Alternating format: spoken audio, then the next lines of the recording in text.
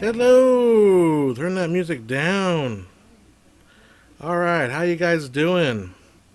It is Friday, April 24th, and we are chatting. How you doing? Who is it? Juho? Juho F? How you doing? Yeah, I apologize. We've been trying to do a podcast every Wednesday, and this Wednesday, unfortunately, I got way too busy this Wednesday, and I do video production, obviously, but I also run a company where we do video production for local companies, local organizations, and I've been working with the school districts, with a school district, trying to explain what's going to happen with the rest of the school year for all with all the coronavirus, and how basically the school's canceled the rest of the year. Here's what you're going to need to do. Here's how grades are going to work. If you need to return your books, this is how you're going to do it. If you need to do an iPad. So the district wanted to do every principal of their school. Every school had wanted to give a 5-minute presentation, and they're all pretty much the same. But that's 27 schools we had to do. Now I didn't have to do all 27. We split it up with another production company. So, but I was responsible for 15 of them, and making sure all the captions are right, making sure they all got uploaded properly to YouTube, making sure everything was spelled right, because 27 videos, some things are going to get missed. It's tough, and we turned it around in all of it. Me and the other production company turned it around in 6 days. So to turn around about 2 hours of video in 6 days, and everything had to be proofed. Well, not two. Yeah, really about 2 hours, because mine was about 50 minutes, and his was about 50 minutes. So like an hour to 100 minutes worth of video. Turn around really quickly on a dime, and then get it out. So that's what I was doing Wednesday night. Was going through every single video, changing the captions, putting the Spanish captions on, and I have been busy doing work for the school district to get information out to the public. Also been working with the city municipalities nearby with their messaging, and as far as what the city is doing with the coronavirus, and how the city is related to the county, and how they're related to the state of California. So I've been inside of all of that, and I've been doing basically all of that the last 2 or 3. It's been about 2 weeks or so of doing it. So I've found work during this crazy time period, and it's honestly, if I could give you all guys advice as how to survive a situation like this, it's basically to find meaningful work. And I feel lucky and really proud that I have a little bit of meaningful work that I'm trying to do, is get information out to the public about what's happening. But then on my days off, like today, after I've been doing this for crazy for the last 2 weeks, I go on Facebook and I get angry at all the people who don't understand what's happening out there. But we're not going to try to go there, for at least try to avoid it as much as we can. But one thing I did want to mention was, and I was just talking about good evening from Mexico. How you guys doing? From California, so we're like northern Mexico to you guys. But one thing I want to talk about was I really kind of overdid it, because you're going from no work to having some work to do. I was like, I gotta do it. So I put in about an 18-hour day, waking up at 7 o'clock and going.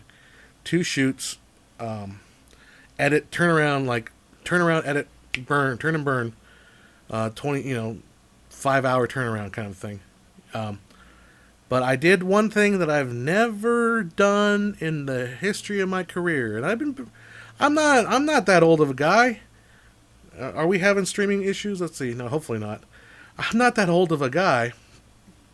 I want to turn off my little viewer here. Maybe that's sure. Oh, White Claw.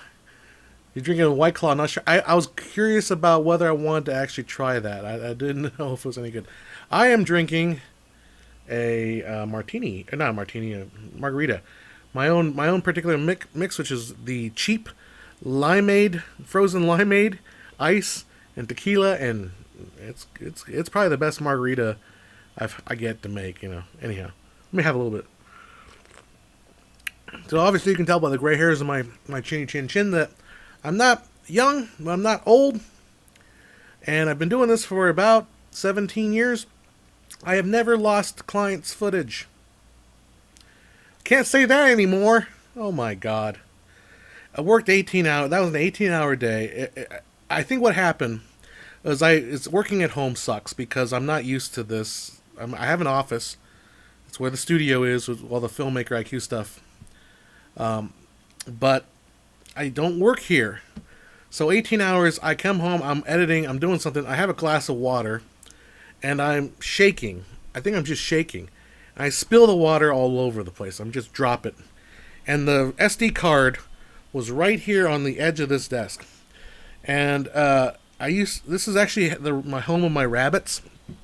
In fact, I would grab a rabbit for you to show you, but he looks pretty chill. He doesn't really want to be bothered. But I dropped the water, and I think I knocked the SD card off of the table into a litter box pan here that I was using for the trash.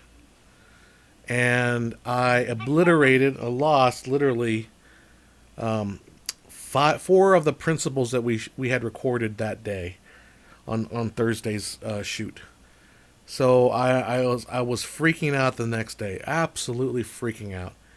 And I told the client, I'm like, hey, I just lost the footage, and I don't know what to do. And I can keep looking for it, but I don't think I have it anymore. And Silver Stack. We'll talk about that in a sec. And he's like, we understand these are trying times, and we are all having a hard time. We'll just call back those 4 principles and reshoot it.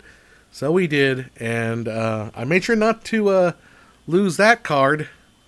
I've never, ever lost a card. So, let's talk Hand of Fear. You're talking Silver Stack, backup on set. I have always wanted a solution. So let's see if that is a solution. Let me see Silver Stack, because obviously you can have a laptop, and then you want to back up stuff. Again, because I'm doing social distancing and all that, we're working super, super quick and fast. Let's see, Silver Stack. Colin asked, did I put it on rice? No, I think I knocked the SD card into the trash. The trash went outside, and the garbage man picked it up and left with it. And it's gone. I mean, I could very well find the card in about 3 months. That's typical for me. I tend to lose stuff. In fact, I thought I lost a CF card, a nice, kind of expensive 256 gigabyte CF card, one of those knockoff brands, but I still paid like $300 or $400 for it. I thought I lost it. I ended up buying another knockoff brand, and then when I was looking for this SD card, I found that CF card. So, go figure. Silver Stack. Let's see. I don't think this might not be what I'm thinking I'm needing. Yeah, the thing is really to back up the card right away instead of putting it on your desk thinking you're going to back it up after you edit something else, which is what I did, which I really sucks. But I like the whole thing about multiple drives at once, and importantly produce checksums to verify the integrity. That sounds like a good plan. So another thing I did that was kind of stupid was I haven't been in my office lately, and I have this RAID 0 that I use as what I call a store, which is just, it stores. I work for the city and I work for the school district, so I need a lot of space for about a year, and rather than keeping in my computer, I want to keep it off off my, like a RAID off of the computer. Well, for some reason the store started like misbehaving, and so I don't know if the drive failed or if the RAID actually is starting to fail. So I came to the office just to check on it, and I saw that all the data was gone. Not to worry, because I do daily backups every day of that actual storage. The thing is, though, so I was trying to restore the backup from my Google Drive. That's how I do it, through Google Drive. And for some reason, I put on a synchronization tool. I use GoodSync to sync up the programs, and I had delete propagations on there. So that program was starting to delete everything on Google Drive. So I came in one day and going, cursing up a storm, thinking I just deleted like 2 terabytes worth of footage I've been calling over for a year. I emailed Google right away, hey, can you solve this? Can you solve this? And they showed me, go into your G Suite, because we use G Suite, and you click a button, and if it's been less than 25 days, you can undelete everything. So luckily, that was all completely undeleted, and everything's fine. So yes, guys, definitely work on a backup solution, and I think at least a backup on, I think a backup to the cloud of, if you can afford a Google Drive, or we use G Suite at Filmmaker IQ. If you have 5 users as G Suite, which costs about $50 a month, you have unlimited Google Drive space. Unlimited. I have 46 terabytes online of backups. So I don't think I'm misusing Google. I mean, it's not the fastest thing in the world, but it's backup and it saves your butt when you need it. So I do that, and I also have a daily backup to a Drobo that I use for my actual work on the hard drive. But Bad Karma says, that's why you need to bring me back to back up your data. I have a Kingston Mobile Lite and backs up my SD card. That's what I need to do, the Kingston Lite. So you have a mobile light and it backs up the SD card to an SSD drive. Maybe that's what I need to get.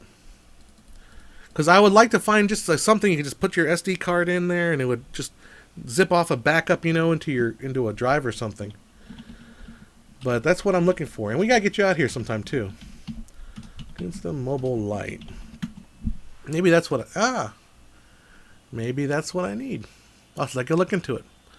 But yeah. Hello, Donnie Pearson. How you doing? Hello, John. Happy National Arbor Day. So my friend Joe usually is here, but he told me he wanted to do it today, and then his work called in, said, we need you to come into work right now, because no one else is going to come into work, and you need to be here. So I'm by myself, and rather than putting it off, I figured we just hang out, chat. So I've been so busy, I haven't really watched anything, but sure. Charles Hoffman says, this may be a stupid question, but if you go into your office by yourself, wouldn't you be able to socially distance? Yeah, you can. I'm just trying to avoid going out. I mean, I am following I do go to my office to basically, because when I'm socially distant in my office, even when there's no coronavirus. I've been socially distancing for years in my office by myself. I'm just trying to avoid being outside, going outside when I can, but not realizing that, yes, I can go to my office and do some things because I'm literally the only person there. And I don't think I would be violating anything really, bad or anything. More on Arbor Day is a Google search away. That'd be funny. Arbor Day. Isn't that for trees? The tree day? Delicious. Nutritious. But yeah. So, I mean, I've been working really hard on school district stuff. So, I mean, the news is, and again, all of you guys producers out there, you probably should be looking around and maybe talking to school districts about this. There is, depending on where you live, there is little to no chance that graduates are going to have an actual graduation ceremony this year. Because the fact of the matter, in California at least, they are not going to they're going to open up shortly. All my contacts, just dealing with the cities, I know that we're all talking about opening up pretty soon. However, that doesn't mean we're going to just all of a sudden open up and everyone go back to normal. There's still going to be things in place like no gatherings more than 20 people or 10 people, whatever it is. So we're going to slowly inch there bit by bit by bit. And graduations are not a thing that's probably going to be happening. People, I know there's a lot of school districts in my area that are saying that they're going to try to do an August graduation maybe, or early September. That's even very, very optimistic. Excuse me. It's not the virus. I hope not. It's very optimistic. So I think what a lot of people are going to realize, or are realizing already, is that schools need to be doing virtual online graduation. Kind of similar to what we're doing right here. Just hanging out. Well, not a tree, but a flower. So So I think video producers, we have an opportunity, and not looking. I'm not saying this is going to be a money grab because I don't. That's not what I'm trying to say. We have an opportunity to perhaps provide our graduating class of 2020 maybe something to at least get through. And they can't do a physical graduation, but heck, maybe we can do like an online graduation, and we can make something special for the graduates that will not. I mean, nothing will obviously replace the experience, but we can maybe honor the graduates some other way, maybe through the power of video. So, I mean, I urge a lot of you guys, if you are producers out there, to perhaps, just let school districts know that you're willing to help out. What we're trying to do is, and I don't think I'm giving secrets away here, but we're trying to make the virtual graduation everything that would be if it was a real graduation. So we'd have the speakers speak, they have the valedictorian speak.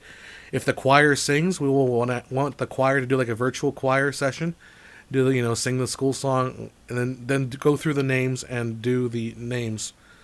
Exactly, Charles Hoffman's not a money grab, but the opportunity to do a meaningful work to give people a good experience. And that's the truth.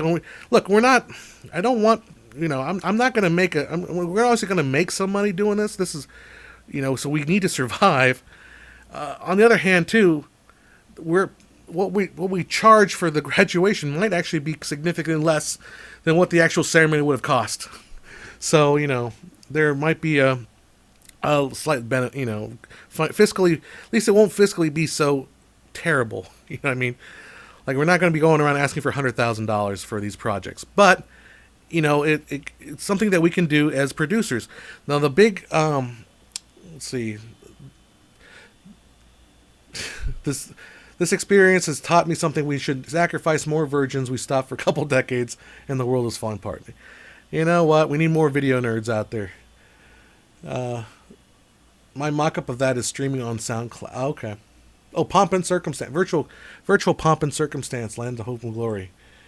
Cool. Yeah. Yeah, no. I really enjoyed, side note, of the Disney Fantasia 2000 version of Pomp and Circumstance. Like, that had a lot of extra parts of the Pomp and Circumstance you're not familiar with. And I love the whole choir that they haven't had in that whole processional. It's really cool.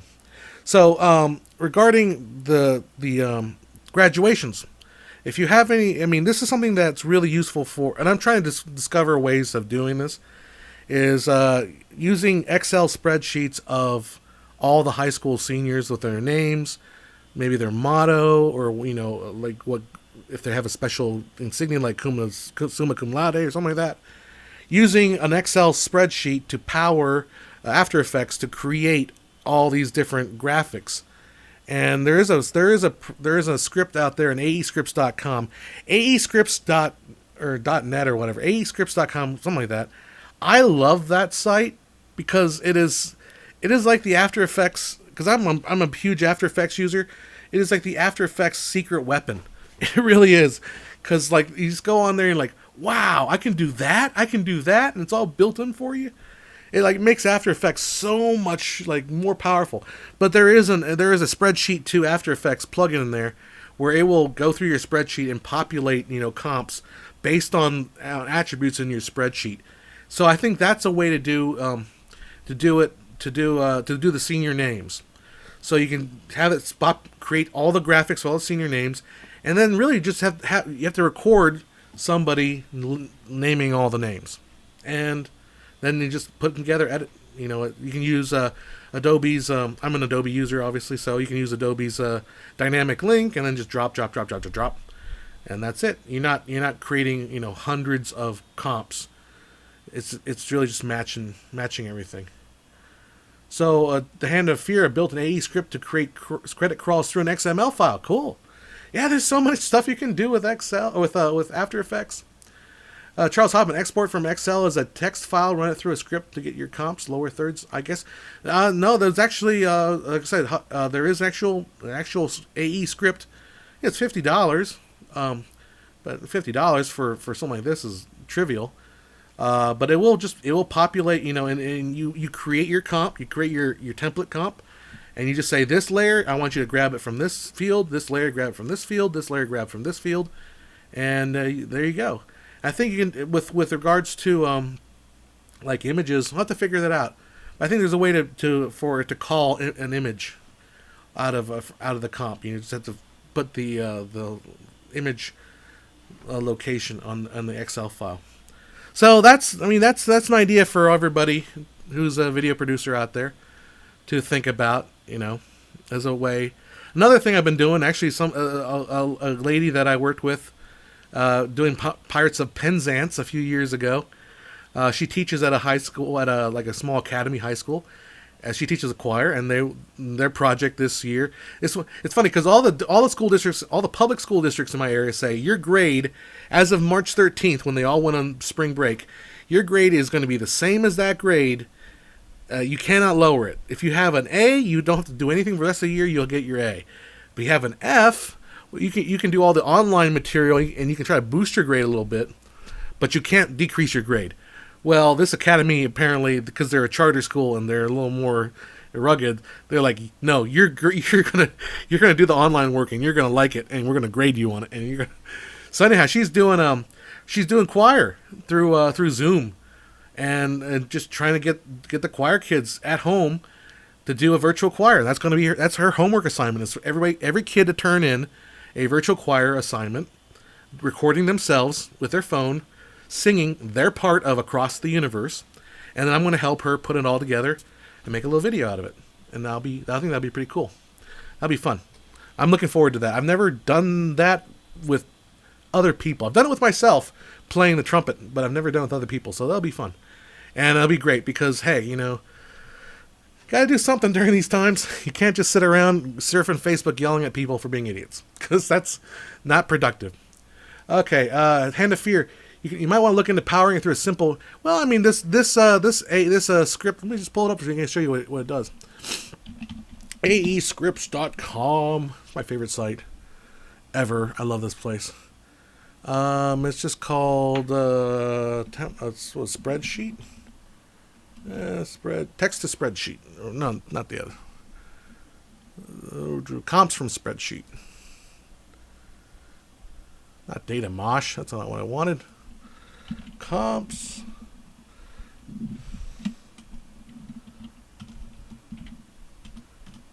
Let's see, comps from spreadsheet. Not just for lower thirds. This actually takes the spreadsheet and builds whatever template you make out of it. Here, I'll just pull it up for you guys so you can see it.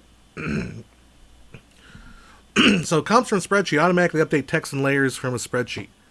And yeah, you literally feed it a spreadsheet and it creates every comp that you want in the spreadsheet from the parts of the spreadsheet. So, I don't need to code anything. I don't need to learn SQL. I just use it. At least that's the theory. I mean, I just watched the video. I don't see any reason why it would not work for what I'm looking up to do. Because the story is this guy worked at a television station, and he would always have to make these same graphics over and over and over again, and he's just getting bored and tired of doing it. So he made this project. And so, yeah, it's only $50. I mean, you gotta be charging a lot more than that to do these graduations. Something I used to use After Effects. Oh, yeah. Yeah, so the story is I'm going to do one full high school and a continuation high school / adult high school kind of a mix thing. And then the other producer I'm sharing the work with is going to do the other two high schools because, let's face it, I don't think we want to tackle all those high schools. Although I kind of think we can use if we have stuff like this program here. I mean, it might actually make things viable. But again, also, I don't know. I'm only talking to one school district, which belongs to a city about 20 miles north of me. So I've been trying to reach out to some of the other school districts around my area and other school districts I actually work with. They just haven't gotten back to me. I also know that Jostens is working on something similar. So we're competing with the big boys. Although I can't imagine what Jostens is going to do, because are they going to send out videographers to shoot, filmmakers to shoot every single school? I don't know. Or maybe they're just going to ask people to like submit videos. Submit your video to Jostens, and Jostens will put together for you. But then in case someone needs to shoot that video. So again, it might be work for some of us starving filmmakers out there. And also keep in mind, we live in a technology world where we can operate a lot of stuff as socially distant. When we shot these principals, it was just me and one other person from the district that was the public information officer and the principal. That's the only people in the room. Me and the PIO, we both had masks on, and we both stood like 6 feet apart. And we wiped everything down after every principal would come up, give their speech. Then we'd wipe down the podium. We'd wipe down the iPad that was using they were using for a prompter. And then the next person would come in. So it's possible to do all this stuff, without having a lot of crew. It's possible because we have such amazing technology now. Jostin subcontracts local videographers, I think. There you go. Maybe, and that's a possible source of income and work for filmmakers. Perhaps we should just go to Jostens. Maybe we can get some work from them, because it's gonna be tough. The hours in this industry are too long anyway. Shaving off time is so nice, not to mention better accuracy. Oh my gosh. It's kind of funny because the PIO, I'm not casting aspersions. He's the nicest guy, but he's on the verge of retirement. And he was saying, like, we shot like 4 or 5 principals at a time. It was like a 4.5 hour day. He's like, man, I don't think we could put any more in. And I'm thinking, oh boy, you don't want to go work in LA because 4 hour day, this is a breeze. Super easy, but yeah, exactly. It's look, we have to figure out a way. And for anybody that's like too worried about it, like if you look at the rules, at least in California, as far as what is an essential business, media services is an essential business. So we are essential. Especially if we were doing something for a school district, for a city, obviously if we're not selling stupid trial lawyer ads. I can't believe Facebook fed me a trial lawyer ad. But anyhow, if we're doing messaging for the city, for a government, that is essential business, and we are allowed to do that. And in fact, it's important that we do that because we're getting information out to people rather than constantly going on Facebook and like getting all the misinformation and crap that's floating around out there. Don't get me started on that. Anyhow. But hand of fear, that's why I love working on commercials. The 4 to 10 hour day features and television is the worst, apparently. Television's gone. I've heard people say television going for like 26-hour days. Like that is, yeah. Charles Hoffman, he never had a 22-hour day as a PA doing. Yeah. And it's tough because, like, look, there's probably a lot of producers out there that are scumbags. Let's be honest. There probably are. Every industry's got people that are just idiots and don't know what they're doing. And that's why you have a 22-hour day, because they don't know how to freaking plan anything right. Sometimes, though, you have to have a 22-hour day because that's the only way it's going to financially make sense. And that sucks. And I wish it weren't that. I wish it weren't that case. I don't know. If I had my druthers and I produced some shows, I would try my damnedest to keep everything at 12 hours. But geez, man, sometimes you have to do it. But obviously 12 hours after that, overtime. Was it overtime double after 12? Because after 8 and it's 1.5 times, and then 12 is double overtime. So you might as well just cut your losses and do another day. I don't know. I can't. I'm not in the room with the books and the numbers, and I can't tell you exactly how it is. Yeah, hands of fair. Depends on the contract. Yeah, the one we have one article on Filmmaker IQ, which is by a what's it called though, UPM, who talks about 12 hours, and then the 12 hours is when double time kicks in. That's generally the contract in Hollywood, I think. I am speaking out of my A because that is not my experience. My experience is not in contracts with movies and television. I just know of them, and that's the best I can say. But yeah. Donnie Pearson writes, I have several months since Gary, Next Star Media, and Viacom CBS turned to the roots of opening and closing each broadcast. Yeah, man, remember that? Done. We now end our scheduled broadcast day. bum ba-dum, bum bum bum bum bum, and then the flag goes up. And then the very beginning, and then I remember in the morning, well, before you would go to school, if you got up early enough, you turn on the TV, it would just be static, and then it would be, and now KTTV begins our broadcast day.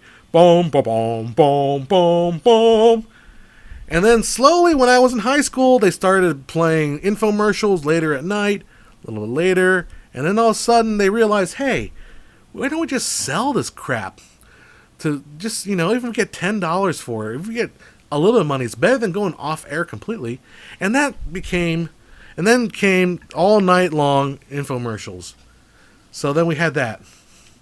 Speaking of sign-ups, I wonder if YTV still opens and closes each broadcast day with OCAN. If they even open and close broadcast days anymore.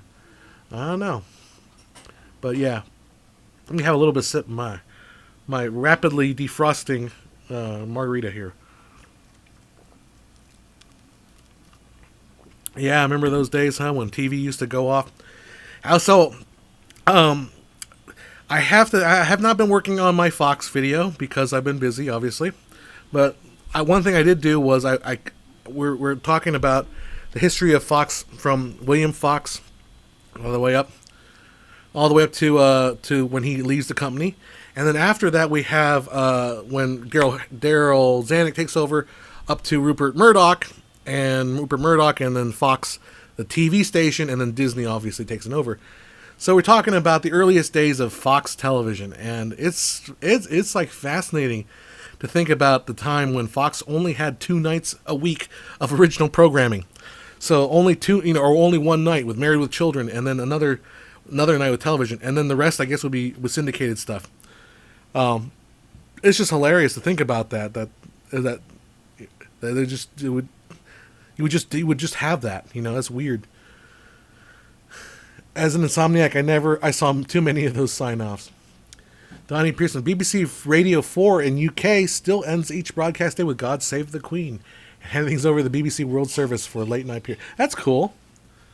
Good old BBC. Yeah, then we went from a period where we had sign-offs and sign-ons to late night infomercials to, remember, we're all dudes here. Remember those Girls Gone Wild late night infomercials that would just, you love it. Girls Gone Wild. It's spring break. It's Mardi Gras. And had that for a long time. And then, then we had started the world of the 24-hour news cycle. And then it's just, now we just have 24-hour rotations of whatever programming.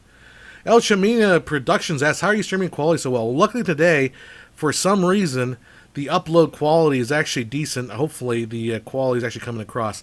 But I am using my Canon XC15, going HDMI into a Blackmagic ATEM mini switcher, which I'm not using to switch anything. I'm just using that as a way to get the signal from that camera into my laptop, which is then connected to this little Ethernet wire straight to the modem. And that is how you get the quality, hopefully. And we're using vMix. Although you can use OBS. I mean, that's fine. I think vMix is nice because it has a lot of the features that I like in it. It's a little more professional. But OBS works just as fine. I mean, so you're working around it. But that's it. I could also go straight from the ATEM Mini to straight to Google as a Google webcam. But then I couldn't do cool stuff like show you my internet my web page connections and do all that kind of crapola. So that's the story with what's going on. Evening, Sam. How you doing, buddy? I haven't seen you come on one of these.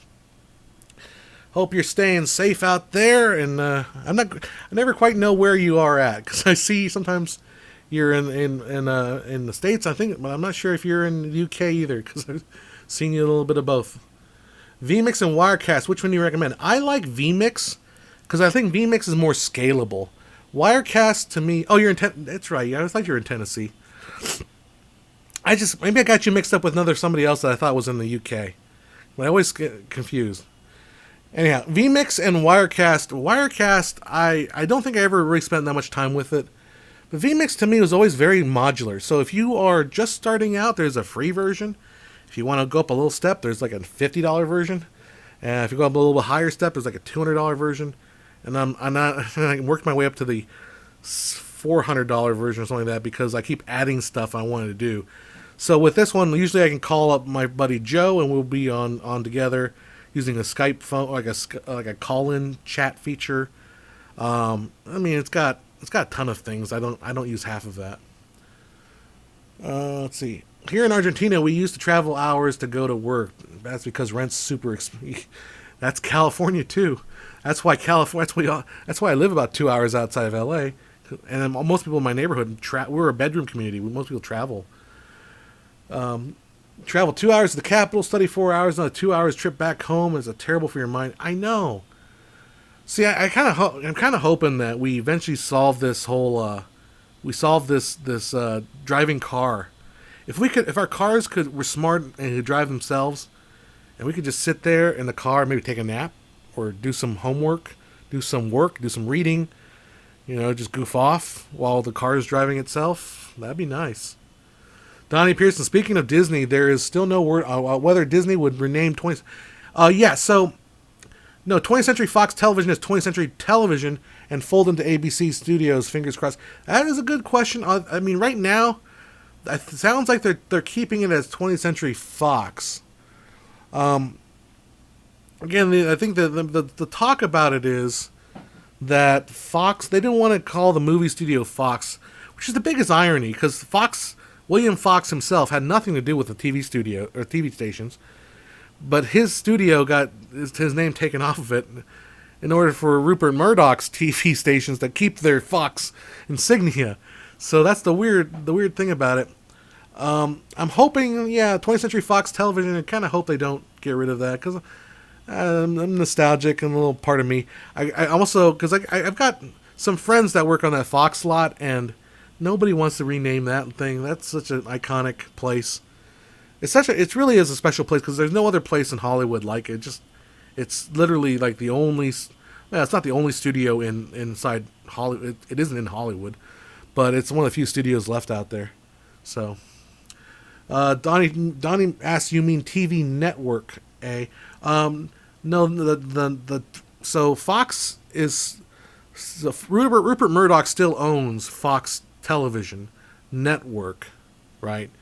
And Disney owns part of the couple of the producing arms of television. So like 20th Century Fox Television, they make the TV shows.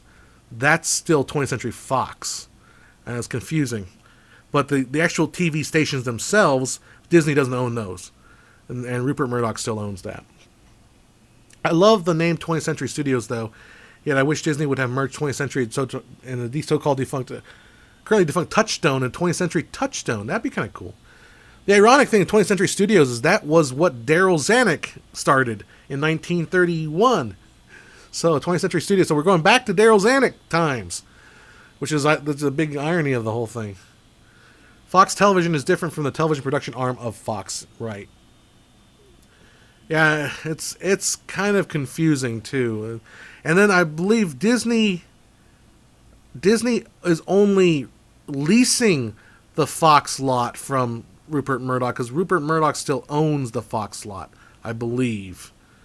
I think I wrote this down. I'm pretty sure that's the way it is because Rupert Murdoch's son actually keeps Richard Zanuck's old office. So, I mean, because there's a lot of history there. I mean, I would. Well, Disney owns what the Fox Corporation does not. The Alfred Newman composed, really, 20th Century Fanfare. Let's be honest, that fanfare is probably worth as much as the logo. That thing is so iconic. I mean, it's like, okay, we're ready for movies. The Fox Corporation launched its own production company. Fox Corporation does own the Century Studio lot. That's what I thought. It's all very incestuous. That's what happens when you have lots of money flying around. I can show that. Hold on. Yeah, mergers, acquisitions that's why I kind of like doing this whole video series on the studios because I kind of get off on that. To me, it feels like digging through the pages of a good narrative, like who owns what.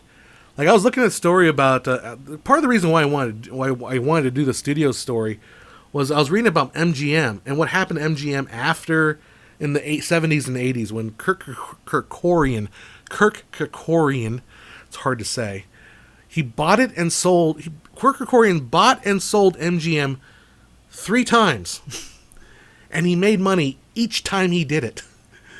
That's insane. I mean, the way it's, I gotta give it to, look, I know people don't like capitalist sharks and stuff like that, but man, I gotta give him credit. That's pretty cool. After the lease is complete, Disney may have the studio 20th Century in its Burbank HQ. That's what, may move it to the Burbank headquarters. That's kind of what the talk is, and I guess the concern. Do you listen to You Must Remember This? I love it. Yeah, check it out. One thing I have been listening to, because I was trying to get in the voice of film noir in my head, was on Audible. Raymond Chandler's. It's the BBC dramatization of Raymond Chandler's 7 of his novels and made into 20-minute radio plays, and it's got it is so entertaining. So I would definitely recommend if you like film noir, even if you kind of like it and you want to get a taste of real freaking film noir. Raymond Chandler is also the guy that wrote the big Double Indemnity, which is why he's solidly in film noir camp. But if you listen to that BBC dramatization, it is fantastic. I totally enjoy it. Philip Marlowe, the character is Philip Marlowe, and he's such a good character because women are throwing themselves at Philip Marlowe, but Philip Marlowe could not care about these women will be naked on his bed, and he's like, yeah, dame, want me to fix you a drink? Once you get the drink, you're out of here, kind of thing. And it's just so funny. Where can I get that? It's on Audible. It's we're gonna violate some copyright laws here, but I can play you a little bit of it. So it's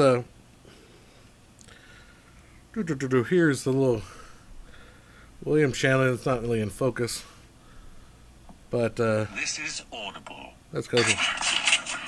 You need a little protection yourself, so cough up. You're right. Oops. Come on. Right. If anything has happened to Geiger, I'll have to give what I have to the law. That doesn't leave me anything to give you. So, with your permission, I'll just drift. By the way, how's Mrs. Mars these days? Beat it. I don't give a damn where you go, but leave me out of your plans or you wish your name was Murphy and you lived in Limerick. Not Clonmel? I hear you had a pal from there. Beat it. I just love that. I love that kind of writing. It's delicious and it's lowbrow, but it's fun. So yeah, Philip Marlowe, Raymond Chandler, BBC Radio Drama Collection. It's on Audible. If you're an Audible member like me, you get it for get 1 free credit a month. I probably have an Audible account or referral account. You don't worry about it. Just go get it. You're not giving me my 10 cents for my. I'm not going to bother. All right. Anyhow, merger history stuff is fascinating. I spent several evenings going deep dive into review studios, Universal Television history. I got to check that one out. Yeah, radio dramas have been a forgotten art for too long. No kidding. And the great thing about audiobooks, I fell in love with audiobooks because I kind of felt like they're a return to the oral tradition. Hundreds of thousands of years of humans have evolved telling each other stories by the campfire. That's how we communicate. That's how we, for thousands and untold millennia, handed down information. And then about 7,000 years ago, we invented writing, which removed the human from the oral tradition and made it solidified. And that's great for widespread distribution of communication. However, we lost that intimate one-on-one connection. So the audiobook is sort of like the return to that. You go back to hearing maybe the author, maybe the narrator bringing that story back to life, and I think that's what's wonderful about audiobooks. And then I'm discovering that people are taking audiobooks and say, hey, you can just read the thing, but what if you act it out? What if you have different actors doing the different voices? What if you add sound effects, make it a little more dramatic, So, my mustache is itching. So yeah, a lot of stuff you can do. Big Sleep was phenomenal. Big Sleep is part of that collection. Yeah, so the Big Sleep is in there. Bogey and Bacall. I gotta pick up that movie. What's my favorite noir? It's probably gonna be Big Double Indemnity. That's such a damn good movie. The writing. The thing about noir is the writing is so rich. Another example that we reviewed a couple of weeks ago was the. It's not technically a noir, but it's not Some Like It Hot. That's not a noir either. Sweet Smell of Success. It's that kind of snappy 40s style writing that's every word, there's so many clever licks, there's so many things about it, you could never say it, the world would never exist. There never existed a world where those guys are so wise and sharp and smart and still lowbrow, That never existed, but it's so cool and stylized. You'll have The Third Man. I don't think I've seen The Third Man. I think I need to go through and actually watch that one. But I got to dig up The Big Sleep because I love the audiobook rendition of it. Make audiobooks more cinematic with sound effects scores. So, if you guys... Touch of Evil. There's another good one. That's not my favorite, but it's a damn good film noir. So, if you follow me long enough, you might have known I've actually read a few audiobooks because you can go on during the times when I was doing nothing and I was having absolutely zero business coming in. I was like, well, I can do audiobooks. And so I read 3 audiobooks. I did perform 3 audiobooks and they were kind of difficult. First one, I'll just be honest with you. First one was kind of a low rent, sweet, nothing special, little light romance. That I was able to get the right to do it. And so what you do is it's acx.com. It's an Audible kind of a thing where you go on there. People were asking for people to read audiobooks. There's different ways of getting paid. You can either be paid as you do it on spec, where you just basically read the entire book and then you split the profits. So there's also ways that pay you, but if you're starting out, you just read an entire book and you just see what for free, and then you see what money you can get out of it. So the first one I did was just an audiobook, just a sweet little romantic audiobook about a southern guy who lost his wife and he met this girl and all that. It was cute. It was all right. Then the next book I did was this raunchy Hollywood tale about this soap opera hunk and something, and it's a little, it's like an erotic fantasy. So I was like, yeah, you're saying some pretty weird stuff. And the third one I did was like this weird book. I'm trying to describe it. It's like a domination, what they call dom sub, whatever the thing is, about a girl who's like, and this happening in like 15th century Italy.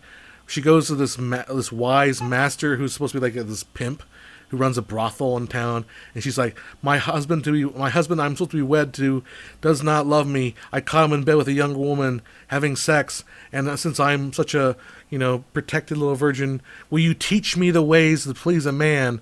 He's like, I will teach you the ways of man, how to please a man, but you must do exactly as I say. And it becomes a thing where it's one of those things where she kind of he teaches her the ins and outs of love, and she kind of teaches him not to be such a Henry Higgin and be more softer, and they eventually fall in love, kind of thing. And so you will never find those online. You will never find them. Anyhow, let's go back to your comments because I'm creeping you all out. Sam Comer says, if you really think about Big Lebowski's remake of The Big Sleep, you're right. In many ways. Yeah. Which one do you prefer, Blade Runner, or do you Android's Dream of Electric Sheep? I don't think I've ever read the original one, honestly. I did like the TV show that came out of that Amazon had for one season, because I felt that show was more sci-fi than Black Mirror. I don't think Black Mirror's approach to sci-fi, I don't like it. I think it's too not on, I wouldn't say on the nose. I think it's too pessimistic. I like science fiction to have a little bit more optimism and a little more, I think, just a little more something. Just a little more reach to it. So I also recommend anything by Anthony Mann and shot by John Altman. Beautiful cinematography. Yeah, lines like, "Did you ever spend 10 nights in a Turkish bath looking for a man? Don't." Very cool. Yeah, Hand of Fear says Black Mirror is watered down. There's something, I don't like reaching for the easy answers. And I feel like Black Mirror reaches for the easiest answer. Sometimes. Some of the episodes are fantastic. I still like that episode where that one, the Captain Falcon is playing the video game with his friend, and they end up boning each other. I think that episode is remarkably interesting and just fascinating what it takes. So some episodes are good, but I feel like a lot of episodes just kind of go for the easy answer, and I want to go for answers that are a little more difficult. And I think the good sci-fi kind of reminds you. At least I think good sci-fi or television that's more, I guess, socially minded should make you feel more uncomfortable. But I think a lot of social messaging in television, it makes you feel like you're approved. If that makes sense. I know it's like what I'm trying to say is, like, I know I'm going back to like Twilight Zone or something like that. I want, like, if I want to make a social message with a television show, I want you, the viewer, to feel like, crap, you mean I do that? You mean what I'm saying, what I'm doing, what I don't like? Are you telling me I'm a hypocrite too? That's what I feel like. That's the real social messaging. If you just make a social message like, "Oh, those guys over there, they're horrible. Don't be like them," that's, to me, is not good social messaging. I don't know why I'm going to social messaging as far as television. That's just the way I feel. So good sci-fi inspires questions rather than supplying answers. I agree with that. Definitely. You should just be like, it should make you wonder. And here's the thing also, there's some sci-fi out there, and I've kind of gotten a huge sci-fi bent on audiobooks recently. Sci-fi that makes you go, man, I love this world and all the possibilities it inhabits. That's kind of, to me, the good sci-fi. There's a couple books. There's a book out there called The Spin. They're trying to make that into a sci-fi show. And what happened is, all of a sudden one day, the sky went black. And nothing, you could not see the stars, you could not see the moon, you could not see the sun, nothing. And they're trying to figure out what the heck is happening. And it turns out there's these cubes up above Earth that have put the entire Earth into sort of a weird time thing where what happens on Earth, or like a day on Earth, ends up being like 1,000 years out in space. And so in order to protect the Earth from getting fried by the sun, because the sun be 1,000 years of radiation on the Earth every one single day, right? In order to protect the sun, they shrouded the Earth in a protective layer called this, darkness or whatever. And so it was like, whoa, what? And so what happens is, and I'm not going to give away the entire story, but then one scientist figures out, well, if we could send rockets out to Mars, imagine if we could shoot a rocket to Mars and then start geologically engineering Mars and terraforming Mars, right? Say if we could terraform Mars. Well, since a day on Earth is 1,000 years in space, then it would only take like a month to do it. Because we just shoot out, we send these rockets, and then we check back in about a month, and it'd be like 30,000 years later, and we can see what happens. So I'm like, and in this kind of world, and I'm just listening to the story, like, whoa, that's amazing. What possibilities are? This is really cool. Anyhow, the book was fantastic. The Spin, I forget what the name of the author. I'll just look it up for you guys in case you guys are curious. In case somebody's watching this later for some unknown godforsaken reason. I would recommend this book. Let me just look it up real quick. I'll take a sip of my margarita. Very exciting television watching me drink. I gotta find this one. It's by Robert Charles Wilson. A very, very good book. The sequel, not so good. I was disappointed by the sequel. But the original Spin, the novel, was fantastic, and it's read by one of the top audio. If you go on Audible, it's got one of the best voice artists out there reading it. Anyhow, going back here, Rod Serling used science fiction. Let's face it, Twilight Zone was a landmark of a show. Rod Serling is a landmark of a writer. So we can kind of look back at it and say it's a little hokey, but the fact of the matter is, no one was doing that kind of quality of work in his time. So he was definitely a groundbreaker. Definitely.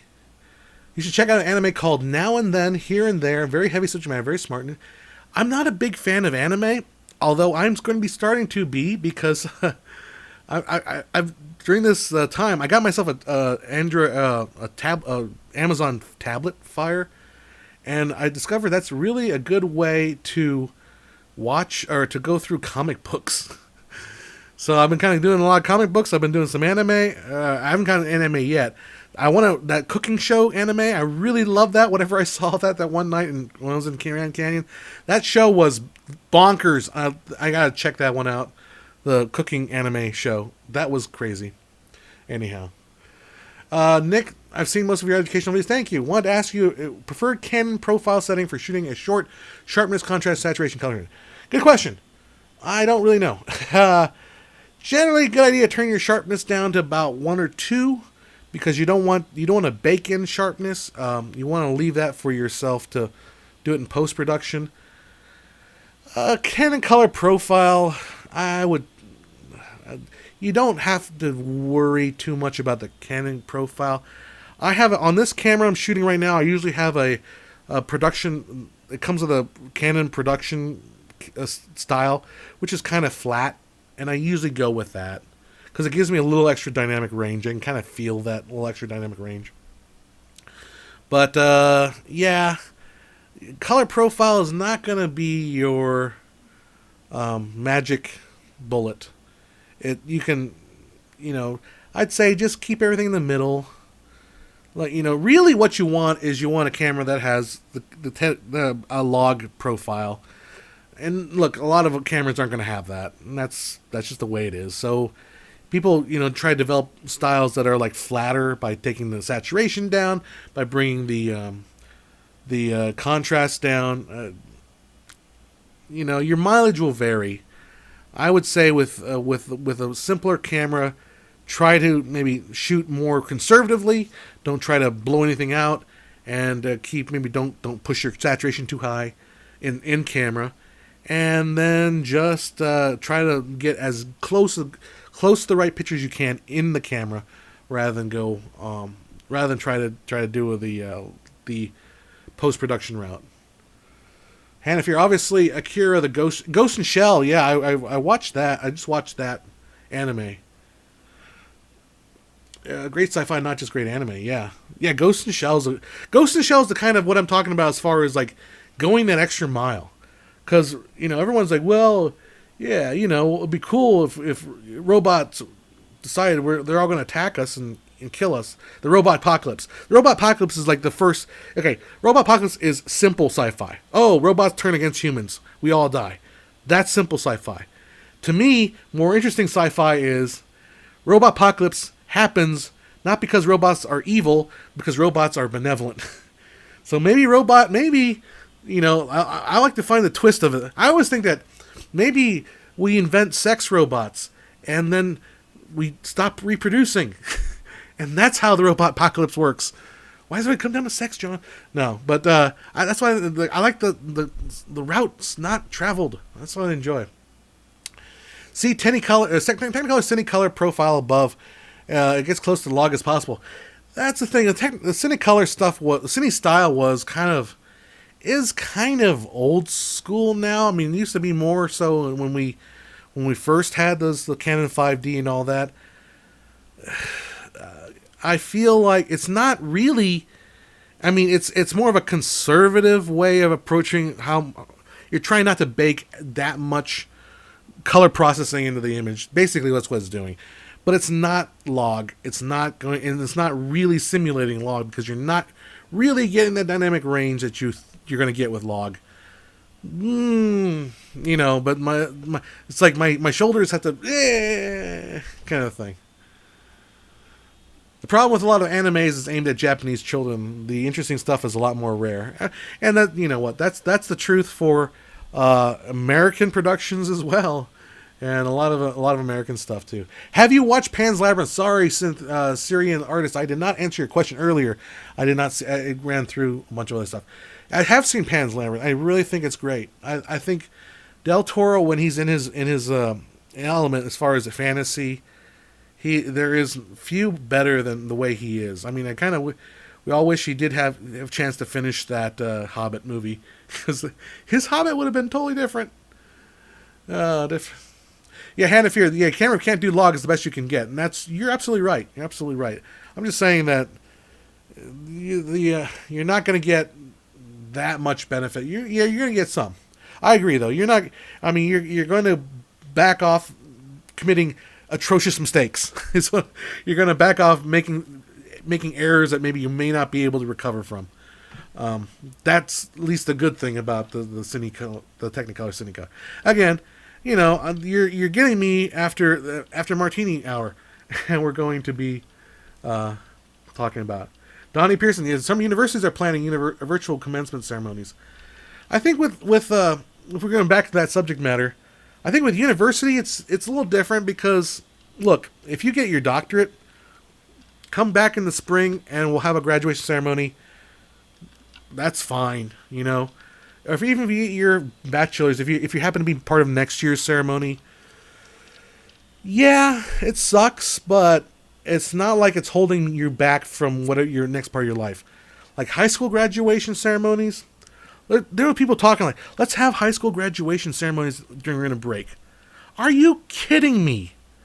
When I was in high school, when I graduated high school, the last place I wanted to be at winter break was back at high school. I would never, ever want to do that. And I think, I'll be honest with you, now this is the drinks coming out. The people that are fighting against the high schools doing graduation are the parents. The parents are the ones that are crying and moaning. I'm sorry. It's just true. Kids, they are strong and they're resilient. This is their reality. And I think they accept it and they know it. And also it makes them special. They are the class of 2020. They're the ones that braved it. They're the ones that skipped their graduation for the safety of all of us. All of us. Okay, so I think they get it because they're the ones that go. And the other thing is you don't know what you're missing. I mean, if you never had graduation, how do you know what it's like? So you don't know what's missing. To them, it's their reality. The parents are the ones that are the most upset, and I get it, and it sucks. And look, we all wish we didn't have to do it, but now you're getting me back on that subject. So anyhow, hopefully, elementary, middle schools will have to plan virtual ceremonies. I just think the elementary, middle schools, I think that's a ceremony you have to kind of forego, unfortunately. All right, well, somebody wanted me to watch a video. We're not going to watch a video right now. It'd be more depressing. My graduation ceremony was on Tuesday. That's true. That in college it's different. It's fine. I think mine was on a Wednesday, actually. Now that I think about it. Because, grad night was on a Wednesday or something. And I don't know. I'm sure if Joe were here, he'd remind me. We graduated the same year, so in the same high school. Delicious. I love limeade. Something about limeade I just freaking love. It's better than lemonade. It's limeade. It's so good. Anyhow. Oh, let me finish. So I've been reading the Boys comic book. So I'm reading The Boys on Amazon as a comic book because I love the TV show. I love the TV show, and the comic book is different enough where it is entertaining in its own right. I didn't realize what time it is. Actually, it's like 7:30. Donnie Pearson, good to have you guys. Good to have you here, man. Have a great weekend, and we will see you. Salute Dick Clark style. I don't remember how Dick Clark saluted, so sorry about that. Hand of Fear, you make fresh squeezed lime juice every day for breakfast. Well, that to me sounds like a reason for me to come visit you in the morning. Because fresh squeezed lime juice, now there is a different beast of its own there. That sounds delicious. I do like making fresh squeeze, but it is awfully painful on my joints. No, squeezing all that lime juice. But I love lime juice. Something about limes, like, I don't know. I've been as a kid, I've been looking for that absolute perfect drink my entire life, and the closest thing I think is the margarita. I think it's pretty darn close because it's just the right amount of sweetness and cold, refreshing, beautiful. Dick Clark's salute involves the right hand. Okay, I'm not gonna do that thing, but let's just give you the good old salute there. Alrighty, see you later, Donnie. Yeah, we'll just hang out for a little bit. I got nowhere to go. So I've been also, I don't know if I told you guys, probably if you guys were here last week, I'm hoping the mic is a little closer. I've been messing around with anamorphic lenses because I'm trying to figure out this video for anamorphic lenses. So I've got a anamorphic, what is this called? A Kawa lens, projector lens, attached to a 50 millimeter Nikon. I really haven't had time to really mess with it and try to figure out a way to demonstrate what I'm trying to demonstrate.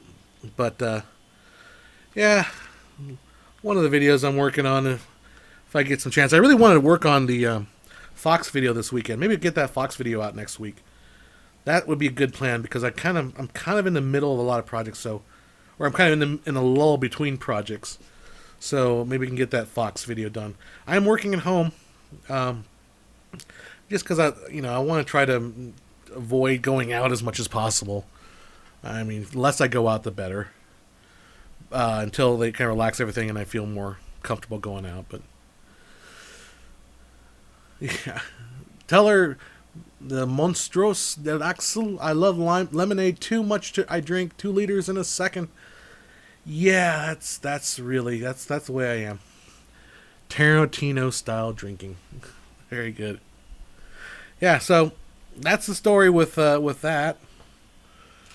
I don't know. Any have any questions or anything? And if you're love anamorphics, I colored several shows where they were used old school Panavision. Oh, that's the deliciousness, isn't it? That's the cream of the that's. Yeah. No, I'm dealing with knockoff Russian projector equipment. I mean, the idea is there, but it's. Hey, you know what? What they call it? It's 4K on a Handycam budget, right? Anamorphic, high end or anamorphic on a used Nikon lens, FD lens budget. Oh well. What Joe Doe says? What do you think are the most important skills for a director? Okay, we can go on about this one here. Nick Manny says Hannah Fear. Go ahead, lists off his favorite settings for his Canon camera. So check those out in the chat there. For skills of a director, it depends really what exactly you're directing, and it depends on what your role is. If you're going to be a producer as well, I think, questions like, do you even need to have a clear vision? I think the most important role as a director is being a good communicator, because that's really what the job is communicating what you want or what the production wants from a person. Leadership skills, obviously being able to lead a group of people, and you develop that by basically doing it, going out there and directing and being a leader, and The difference between telling people what to do and inspiring people to do what they want to do something for you. My style of directing, if I can call it that, I mean, I don't want to be too presumptuous, but I'm more of a collaborator. I like to give people freedom and space to come up with something better than what I thought I'd get out of them. That's, to me, is the beauty of it. When I direct a project like that and I have the people that I want and I give them the space, I am tickled pink when they come back to me with something, and then we work with that. And that's the way I like to direct. Again, if I can call it that, because I'm not purposely being humble. I just don't feel like I've done enough of that to warrant myself saying really, really, definitively that's the way I like to direct, because I don't feel like I've done enough directing. But that's what I like. That's what I think. I think it's leadership. I think bad director is someone that has no idea what they're looking for, and just doesn't communicate and does not relay what they want. That is a bad director, and I've had to deal with those. Lenses are expensive. I still have a basic 18 to 55 millimeter. Yeah, I bought myself a Canon Cine lens 18 to 70 millimeter power servo zoom T4.5. And I'm paying that sucker off for probably another 2 years. But it is beautiful. I don't know why. It's just gorgeous. I mean, sure, if I had a Cine lens that was not some other Cine lens, but the fact that it's power zoom servo, I love it. And it blows the water up, but man, dang thinking thing is so expensive. All right. Someone said, directing is waking up, having 32 fights, and then going to bed. Yeah, it sounds about right. Hi, flying over trout, or TR out. I'm not sure how you want to pronounce that. How you doing, buddy? Yeah, I love it too. Challenge and creativity of the team, giving them input. And I wish I could convey that to filmmakers as much as I can, is that you will be so much happier when people come back and give you stuff better than what you thought you would give them. Better than what you thought you could get. And that's what the beauty of filmmaking is the collaborative art form. And I have to fight real hard because I don't like the whole way storyboarding is taught. They teach you that Alfred Hitchcock, he saw the movie entirely in his head. He knew exactly what was going to happen. He storyboarded, and once the storyboard, he was bored of the production. He didn't care because to him the movie was done. And there is some truth to that, but there's a lot of legend, and it's a lot of hooey. Because I mean, maybe Hitchcock did not like the actual production portion, but Hitchcock knew when to improvise and when not to improvise, and he was a very, very nuanced director. People don't give him the credit. I got this out of a book that basically went through his entire life, went through his production logs and then tracked everything down. The famous story about the crop duster scene that's been storyboarded from North by Northwest.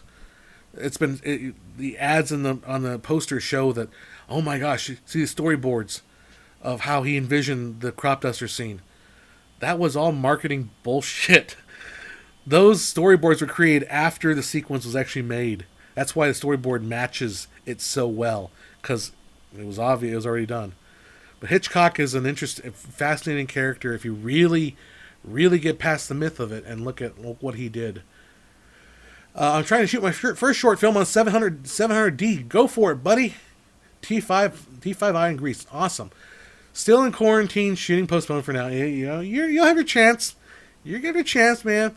And I think the good news is, once the quarantine lifts and everybody is back at it, there's going to be a lot of people who want to make shorts, want to make films. So you're going to have a lot more people that want to get their feet wet and do this thing called filmmaking. Look, as people starting out, even people, if you're not starting out, you can't, excuse me, I've got the Rona, but people, I think it's scary to think about how much it costs to make a film if you wanted to do it professionally. Holy moly, it's scary, right? But I think the indie filmmaker, if we're doing it for the love, and I don't want to say amateur because but amateur does mean for the love of it. If you keep things amateur for the love of it, you can do things. Is it fair? It depends how much you're trying to do, right? And what kind of money you're making. But I think there's a lot of ways to get stuff and make your story, and people that want to be in part of it. The actors that want to do something. Even a DP that wants to try something different, and tired of the same old, same old. Believe me, I'm there. I'm also there.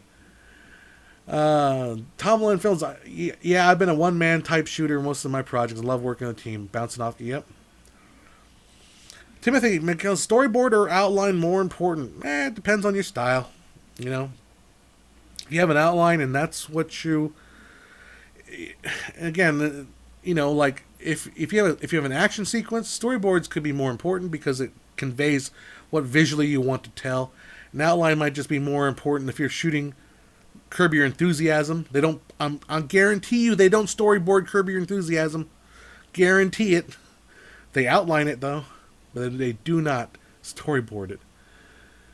Flying over. I was filming a documentary about myself living in a car in L.A. since February. Wow, that's a documentary.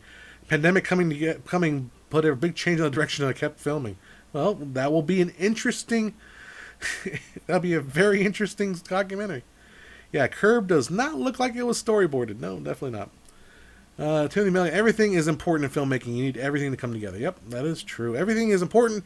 Everything is not important. Sound is more important than the picture. Picture is more important than the sound. If you've been following that debate on Gripper, the movie making meme thing on Facebook. But yeah, catering is important. You got to have good catering. It's all important. Everything's important. You can't dismiss anything. Really, I'm not kidding. You can't. I would think it depends on how complicated the show is. It depends on how complicated the show is. It depends on how complicated the style is. It depends on, like, look, if we're shooting, like, a sitcom is not storyboarded because there's only a certain number of shots. That's just, you get the shot. Storyboards, I think, are more important for conveying, like, how you want your mise en scène to work, right? How you want character, exactly how you want to do. And the history of storyboards, and I gotta do a video on this eventually, but the history of storyboards came about from two places. First, came from Walt Disney for making cartoons, and it also came from set designers trying to show directors what the set would look like from different camera angles. You would draw this angle, and this is what the set would look like, and you get storyboard. So those are the two kind of sources of storyboards. So Charles Chaplin didn't storyboard. It didn't exist. Buster Keaton did not storyboard. So I think storyboards are useful. I think they're also a hindrance. I think you can get stuck in the storyboard. You can focus all your attention on the storyboard and forget the fact that, hey, I've got a crew and people working here, and we should forget the storyboard and just do what works here. But you want to have a plan. Make your plans up, show up on set and tear them up, and that's how you direct. And some people advocate that too. And they're not wrong. They're not right and not wrong. I mean, everyone has a choice. You should do an episode on storyboards. Yeah, I know. There's so many episodes I need to do. There's so many things I want to do in my life, but I can't because so I'm just sitting here. Although I'll tell you one thing I did get. So all you guys watching, the 5 of you that are still here watching me ramble like an old man. Let's see how many people. Oh, there's actually 20 people in here. All right, so the 20 people here, if you have any worry, if you're concerned about the fact that you wake up all the time and you're tired all the time, you might want to get a sleep test done. This is my PSA.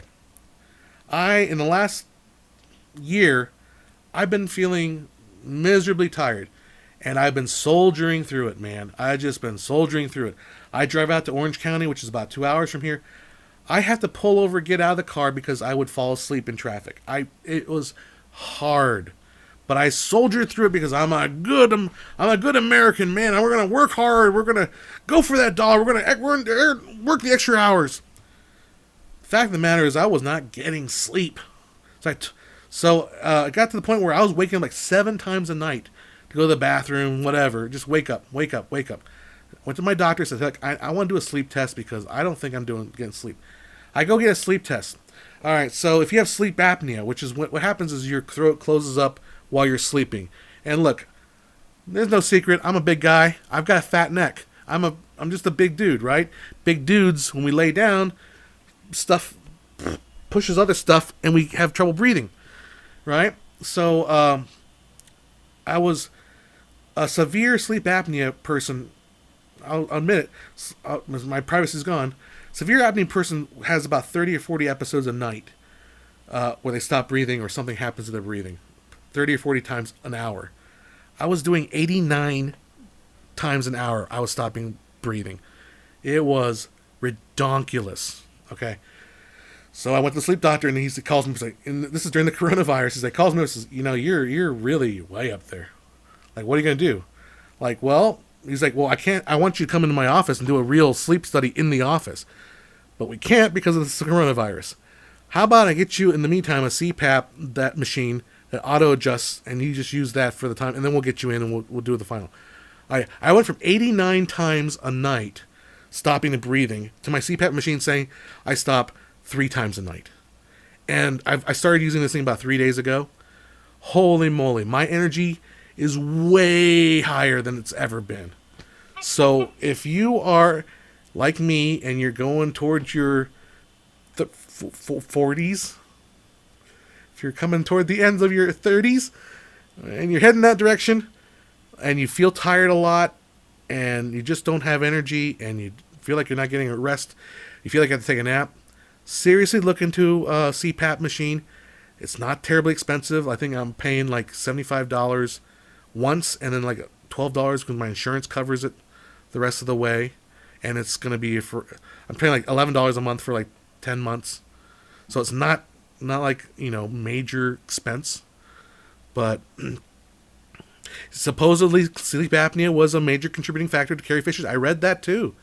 Yeah, I definitely read that. She, because when you stop breathing and it causes a lot of problems. It makes, it causes a lot of heart issues. And she was already, she is already has a toxicology problem, and she came off of a flight, so she had she was pressurized and stuff like that. So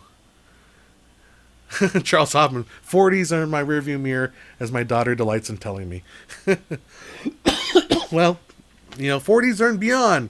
Look in the sleep PAP machine, because if you feel like you need it, I think it's going to revolutionize my life a little bit. That's my PSA. My PSA for the night. Yay. Anyhow, I'm just hanging out with you guys. I enjoy hanging out with you guys. Hopefully you guys are enjoying just sitting and chatting. We usually do a movie. We usually talk about a movie or two movies when we were doing to try to keep the interest up. But this week I just didn't have anything. I didn't have any time to watch anything, so it is what it is. Oh, that's the other thing. I was falling asleep at the movie theater. Can't do that. And you're sitting there watching Gemini Man for the second time in 24 frames a second, and you're like, and then having the lady next to you say, "Sir, you're snoring." I'm like, "Oh, I'm sorry. It's not because the movie's bad. At 24p, it's actually watchable. But, yeah, I'm just getting tired." Yeah, man, I fell asleep in that movie. I fell asleep in was it? Let's remember the Gems. Safdie Brothers, Unpolished Gems, or whatever that movie. Which, because it was a great. I fall asleep in a movie when it becomes when it starts to lose my interest, and the movie was just getting so damn annoying, and I just couldn't stand it. I started to kind of nod off, and then once I snapped back into it. Oh man, the ending of that movie was Uncut Gems. The ending of that movie was so good. So I went. It was a movie that lost me and then brought me back in. I can't believe it actually did that. Pushing your 24 frame agenda. How dare you? I know. And the irony thing is, I've been shooting a lot of 30 recently, because I just feel like, well, the kind of stuff I'm doing doesn't really lend itself to the gimmick of 24. Although then I go back to shooting 24 again. I mean, the clients don't really care. They don't know. They don't care. So it's really my choice. But and the stuff just I'm talking, talking head stuff, 24, 20, 30, it doesn't matter. But I don't know. 30 is kind of nice sometimes. 24 is okay for this stuff. I could take either one really. I'm just more of a 24 guy for cinema, obviously. The great thing is knowing that your energy level is going to be higher, so more productivity and more fun being productive. Amen to that, Charles Hoffman. I mean, that's what I'm feeling. That's what I'm feeling ready to take on this Fox video and get it out there. I'm like, yeah, we can actually maybe make this thing. I'm going to install this. See, a long time ago, I bought this terabyte, this little terabyte hard drive here. I mean, that's a whole terabyte. Can you believe that? And I put it in my laptop because this little external hard drive is too dang slow. That's just ridiculous. I'm not gonna put up for that anymore. I bought that for using my Canon C200, but I happened to get a second one for some reason, or I thought it didn't come. I thought it didn't come in the mail, but then it did come in the mail, and then I ended up having two of them. Whatever. So that's going into the laptop. Maybe my workflow will work better. And yeah, no kidding. So. Well, it is 7:43. I think we've been at it for about an hour and a half. It's usually longer than what we usually go. It is dark now, and let me see if I can just make one little thing here.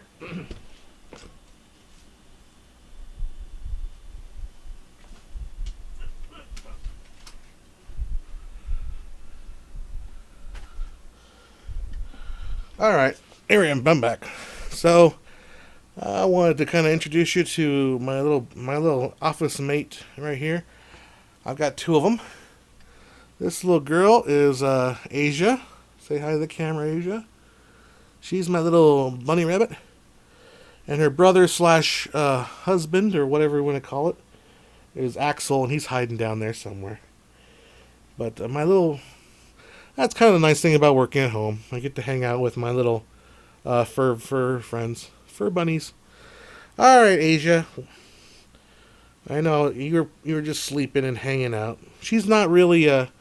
She's really more of a. She's more of a, what? You're more of a high frame rate girl? No, come on. You like 24 frames a second. So Asia's a little more of the. She does what she wants. She's like a regular woman. There's no telling what she's gonna do. Her brother is more lackadaisical, and he always puts up with me. So hanging out with that. We're still talking about Cine Style. My goodness, it's 2020. Move. No more Cine Style. Hey. So yeah, two little bunnies that I hang out with. All right, guys. Well, I'm gonna take a break. I'll probably gonna install that hard drive, and we'll try to check out, are my bunnies part of my stay-at-home production crew? Yes, they are. I actually invaded their territory. This is their room. It used to be my office, and I turned into a the bunny house. I'm not Hugh Hefner. I turned into the bunny ranch. No, I turned it into the bunnies live here permanently. So I am their invader, and they put up with me. So, anyhow. Yeah, that's it. We'll probably be back next week. Hopefully our regular time. Our regular time is usually Wednesday nights at 6. And we will hang out. Hopefully we'll get that Fox video. Probably not by the next time we talk, but pretty soon we can share some better details about that. Thanks, France, for hanging out. Thanks, Sam, for coming by. Rick Mills, good night. Stay safe. As I say in my Fox video, go out there, keep your nose clean, keep the aisle clear and the popcorn warm. I'll see you next time on FilmmakerIQ.com. All right, and we'll do something on the other website one of these days, too. We'll see you guys. Take care.